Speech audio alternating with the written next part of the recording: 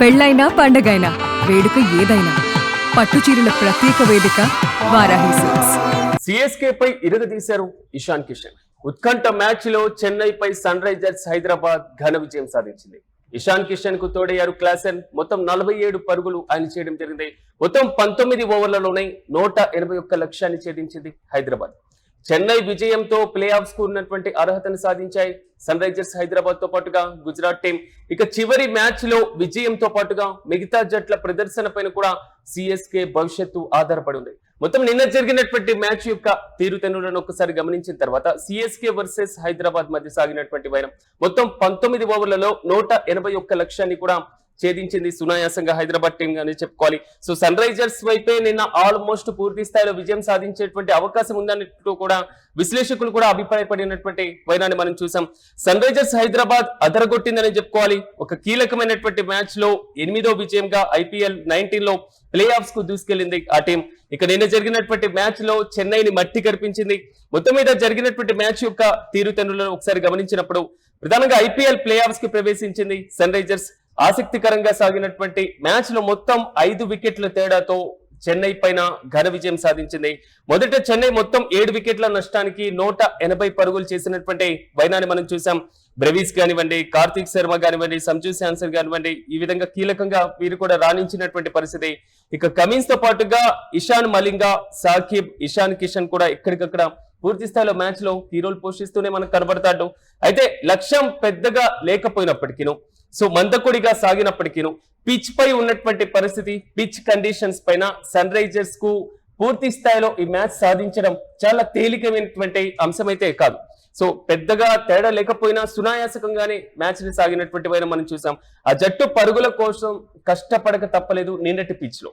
So పూర్తి స్థాయిలో చెన్నైకి పిచ్ కొంతవరకు కలిసి వచ్చేటువంటి అవకాశం ఉంది. చెన్నై కీలకంగా ఆ పిచ్ తనకు అనుకూలంగా మలుచుకునేటువంటి పరిస్థితులు ఉన్నాయి అనేది మాత్రం విశ్లేషకుల దగ్గర నుంచి వచ్చినటువంటి అభిప్రాయం. ఒకసారి మనం గమనించినప్పుడు పిచ్ కండిషన్ లో ఇదే పిచ్ పైన ఈ రెండు టీంల మధ్య సాగినటువంటి ప్రీవియస్ మ్యాచ్ల్లో మొత్తం 6 మ్యాచ్ల్లో చెన్నై 5 మ్యాచ్లలో విజయం సాధించింది. కేవలం ఒక్క మ్యాచ్ లో మాత్రమే హైదరాబాద్ గతంలో విజయం సాధించింది. కానీ ఇప్పుడున్నటువంటి పరిస్థితులు వేరు. సో ఈసారి కూడా చెన్నైకి కొంతవరకు పిచ్ అనుకూలంగా ఉండేటువంటి పరిస్థితి ఉంటుంది. సో హైదరాబాద్ టీం కి ఇదే పిచ్ కొంతవరకు వ్యతిరేకంగా ఉండేటువంటి పరిస్థితులు ఉన్నాయి అనేది మాత్రం నిన్నటి అభిప్రాయం. కానీ హైదరాబాద్ ఈ మొత్తాన్ని కూడా తిరగరాసినటువంటి పరిస్థితులే మనం చూసాం.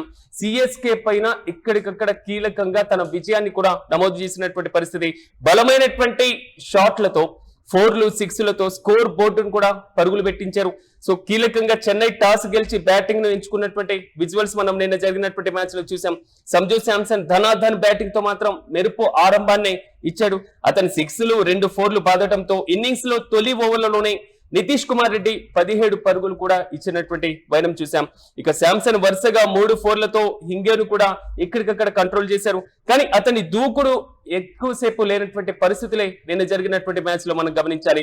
ఇక కమిన్స్ బౌలింగ్ తో అవుట్ అవ్వడం, ఇక 2 6లు బాదినటువంటి ఉర్వీన్ పటేల్ కూడా వెంటనే వెనుగు తిరగడంతో చెన్నై 5వ ఓవర్లలోనే 48 పరుగులకు ఎక్కడికక్కడ నిలిచింది. దాని తర్వాత జరిగినటువంటి మ్యాచ్ యొక్క పూర్తి స్థాయిలో తెలిసినప్పటికీ సో ధోని ఆడతారా లేదా, ధోని నిన్న జరిగినటువంటి మ్యాచ్ లో రంగంలోకి దిగుతారా లేదా, ప్రతిసారి కూడా మ్యాచ్ కి ప్రాక్టీస్ చేయడం, వస్తారా రాదా అనేటువంటి కన్ఫ్యూజన్ లో ఉండడం, సో వస్తే విజయ అవకాశాలు ఎంతవరకు కీలకంగా మారుతాయి అనేటువంటి క్వశ్చన్ రైజ్ అవ్వడం.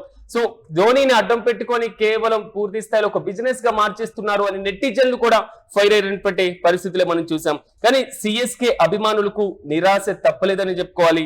ఈ సీజన్ లో సొంత గడ్డ పైన చివరి మ్యాచ్ లోనూ ధోని బరిలోకి దిగలేదు. ధోని నిన్న కూడా రాలేదు. నిన్న కూడా మ్యాచ్ ఆడినటువంటి పరిస్థితి మనం చూసాం. అయితే సోమవారం సన్ రైజర్స్ తో మ్యాచ్ జరిగిన తర్వాత సో మైదానంలోకి వచ్చినటువంటి అభిమానులు ఒక్కసారిగా పలకరించారు. చెన్నై ఇంకో మ్యాచ్ ఆడాల్సి ఉంది, సో అందులో అయినా ధోని ఆడతారా, ఆ ధోని ఈసారన్నా పూర్తి స్థాయిలో మ్యాచ్ లో రంగప్రవేశం చేస్తారా అనేది మాత్రం కీ రోల్ గా ఉంది. దీనికి తోడుగా ఇదే చివరి IPL సీజన్ గా కూడా భావిస్తున్నారు ధోనిది. సో నిన్న జరిగినటువంటి మ్యాచ్ లో రాలేదు, ఇక చివరి మ్యాచ్ లో అయినా వస్తారా రారా అన్నది. ఒకసారి పాయింట్ల పట్టిక చూద్దాం. హైదరాబాద్ ఇప్పటి వరకు పాయింట్ల పట్టికలో 3వ ప్లేస్ లో కొనసాగుతుంది. ఆడినటువంటి మొత్తం 13 మ్యాచ్ల్లో 8 మ్యాచ్ల్లో విజయం సాధించడం జరిగింది. 5 మ్యాచ్ల్లో హైదరాబాద్ టీం ఓడిపోవడం జరిగింది. ఇక చెన్నై వచ్చేసి హైదరాబాద్ కంటే ఇంకా 3 స్థానాలు దిగువనే కనబడుతుంది. ఆడినటువంటి మొత్తం 13 మ్యాచ్ల్లో 6 మ్యాచ్ల్లో మాత్రమే విజయం సాధించడం జరిగింది. 7 మ్యాచ్ల్లో ఓటమి పాల్గొనడం జరిగింది. వరుసగా హ్యాట్రిక్ ఓటములను కూడా నమోదు చేసినటువంటి వైనాన్ని మనం చూస్తే మొత్తంగా నిన్న జరిగినటువంటి మ్యాచ్ లో సిఎస్కే ని ఒక రకంగా ఇరగదీశారు ఇషాన్ కిషన్. మొత్తం 70 పరుగులు చేశారు. ఇక ఉత్కంఠ మ్యాచ్ లో చెన్నై పైన సన్ రైజర్స్ హైదరాబాద్ ఘన విజయం సాధించడం జరిగింది. ఇషాన్ కిషన్ కు తోడై క్లాసిన్ కూడా కీ రోల్ పోషించారు 47 పరుగులతో. మొత్తం 19 ఓవర్లలోనే 181 లక్ష్యాన్ని కూడా ఛేదించింది హైదరాబాద్ టీం. ఇక చెన్నై విజయంతో ప్లే ఆఫ్స్ కు అర్హత సాధించాయి సన్ రైజర్స్ హైదరాబాద్, అదేవిధంగా గుజరాత్ టైటాన్స్. ఇక చివరి మ్యాచ్ లో విజయంతో పాటుగా మిగతా జట్ల ప్రదర్శన పైన ప్రధానంగా సిఎస్కే యొక్క భవిష్యత్తు ఆధారపడి ఉంది. కానీ ధోని ఇప్పటి వరకు నిరాశపరిచాడు మ్యాచ్ ఆడకుండా. సో జరిగేటువంటి మ్యాచ్ లో అయినా ధోని పూర్తి స్థాయిలో వస్తారా ఆడతారా అనే దానిపైన క్వశ్చన్ రైజ్ అవుతున్నాం. సో ధోని రాకపోవడం పైన నెటిజన్లు కూడా కామెంట్ చేస్తున్న పరిస్థితులు మనం చూస్తున్నాం.